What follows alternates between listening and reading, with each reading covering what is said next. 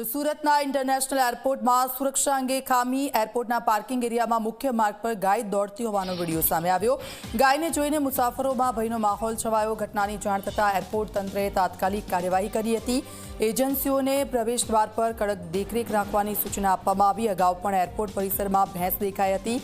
વારંવાર આવી ઘટનાઓ બનતા અનેક સવાલો ઊભા થઈ રહ્યા છે। આ એક ગંભીર ઘટના છે અને ગાય જ્યારે એરપોર્ટમાં દોડતી હોય જે પ્રકારના દ્રશ્યો સામે આવ્યા છે। ચેતન અમારી સાથે ફોન લાઈન પર જોડાઈ ગયા છે। ચેતન, આ એક ગંભીર ઘટના છે કારણ કે ગાય એરપોર્ટ પરિસરની અંદર દોડી રહી છે। શું જવાબ મળ્યો છે ત્યાંથી? જી બિલકુલ, સુરત ઇન્ટરનેશનલ એરપોર્ટમાં સુરક્ષાની જે વધુ એક ગંભીર જે ખામી છે તે સામે આવી છે। ખાસ કરીને અત્યાર સુધી ડોગ અને શિયાળ સહિતના જે પ્રાણીઓ છે તે સુરત એરપોર્ટ પર જોવા મળતા હતા, પરંતુ હવે જે ગાય છે તે ગાયનો એક વિડીયો સોશિયલ મીડિયામાં વાયરલ થયો છે, જેમાં એરપોર્ટ પરિસરમાં જે ગાય છે તે ગાય દોડતી હોય તેવો વિડીયો જે છે તે વાયરલ થયો છે। તો કોઈ મુસાફરમાં ગભરાટનો માહોલ જોવા મળી રહ્યો હતો।